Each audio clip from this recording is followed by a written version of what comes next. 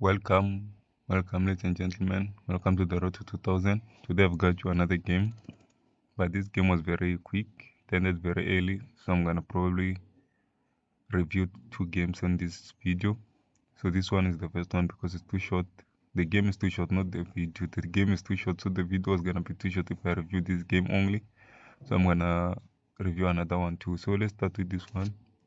On this one, I started with the queen's pawn to d4. And then my opponent played the queen's pawn to d5 too. Then I played bishop to f4, playing the accelerated London system. Then my opponent played pawn to c6. Then I played pawn to e3, still the accelerated London system game. Then my opponent played knight to f6. Then I played pawn to c4, still the London system. Then my opponent didn't take, of course. Then I took back with my pawn. Then my opponent took back with their pawn. Then I played bishop to b5, attacking the king with a check. Then my opponent made a blunder. Probably the best move here was to block here, but yeah, both blunders. I guess the best move was to block with the bishop. I guess the knight move was a bad move, which my opponent blocked with the knight, which is a blunder. Then I played pawn to c3. The best move here was to play bishop to c6, attacking the rook. The rook doesn't really have anywhere to go if it comes here. It's captured by the other bishop, and so the best move for black here was just to play bishop here, I guess. So to lose the bishop, the rook, then the bishop will be taken back by the queen. So hence that was a blunder. Knight to d7. Then I played knight to c3. But of course I missed that. I saw it, it's just I was focused on capturing the pinned knight.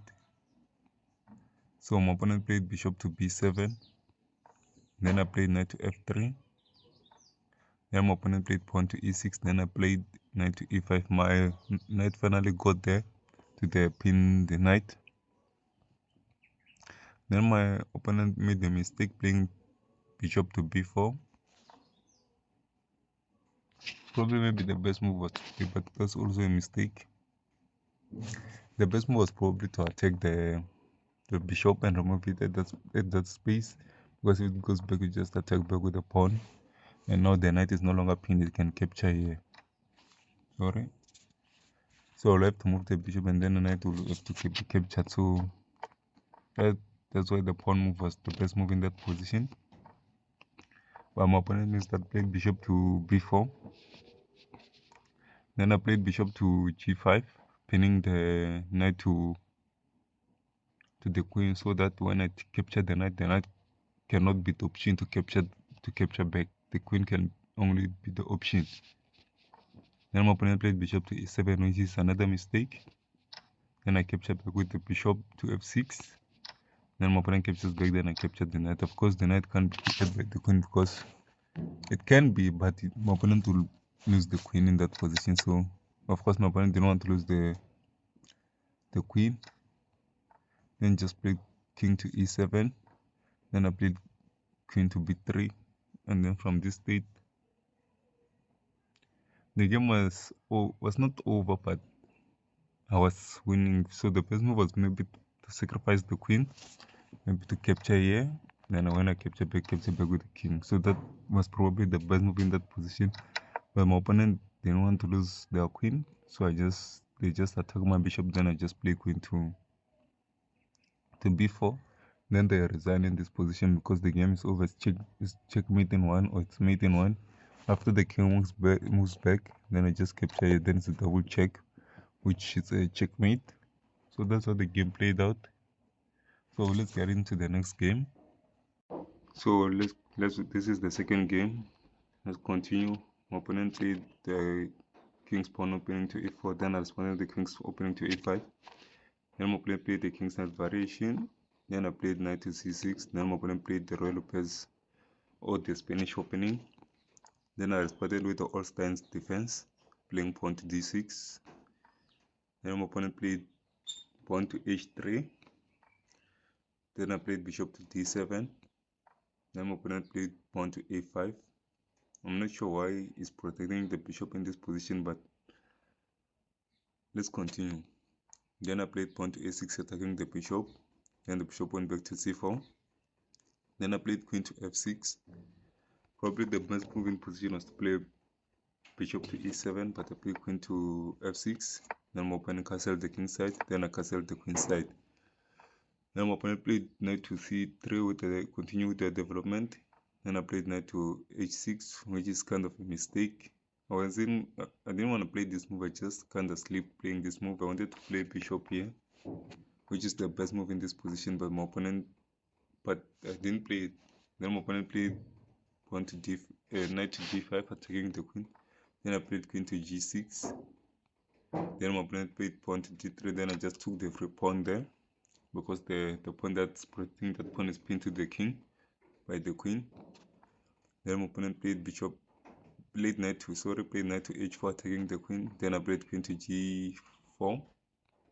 Then my opponent took back. Then I took back with the bishop.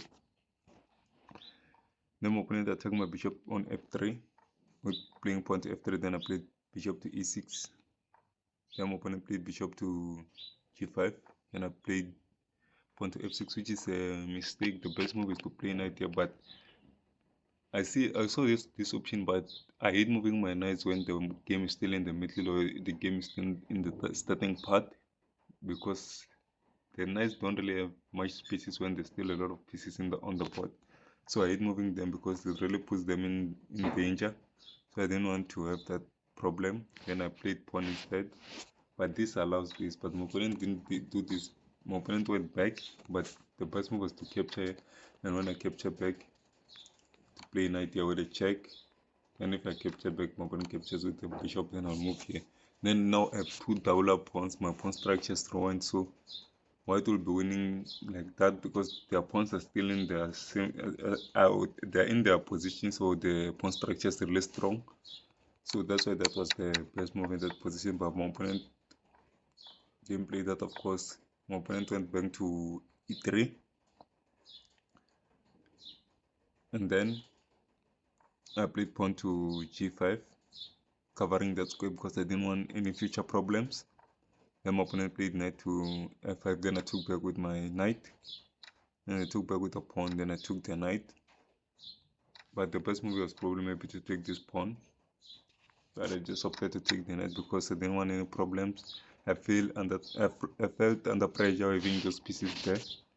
Then after my opponent took back with the bishop, then I just played knight to e7. But the best move was to play knight to b4.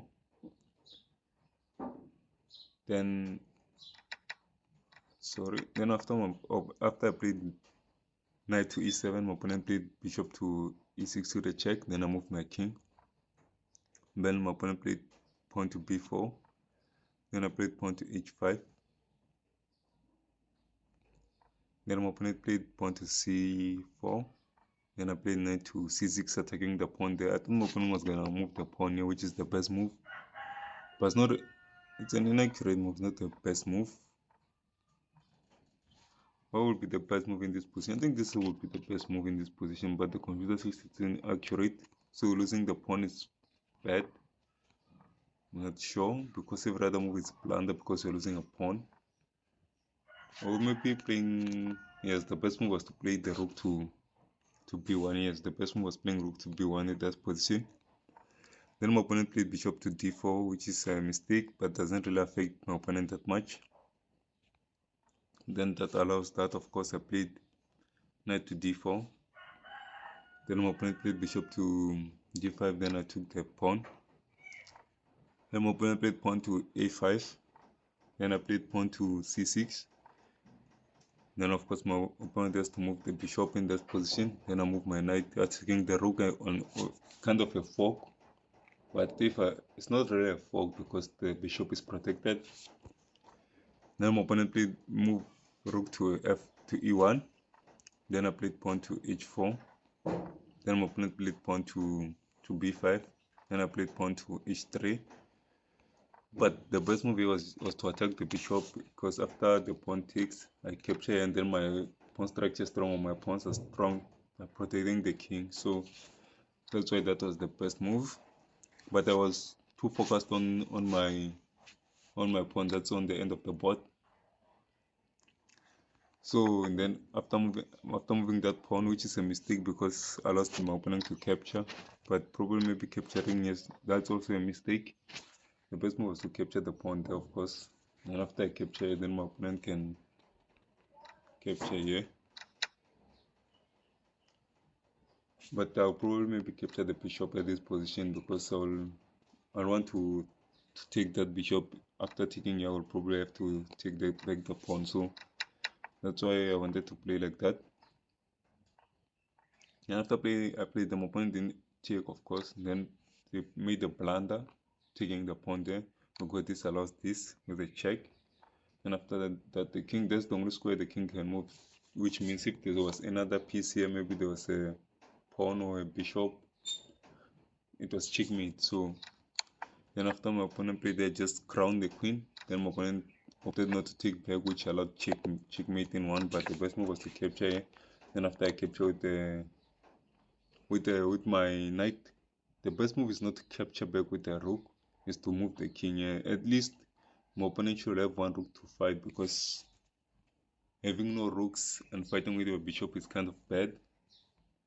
So that's why if I capture, of course, gonna capture back with the rook, because I'll still have two rooks, and against two bishops, that's just a game over. So that's why that was like that. But my opponent opted for the knight, which allowed checkmate. So that's how the game ended.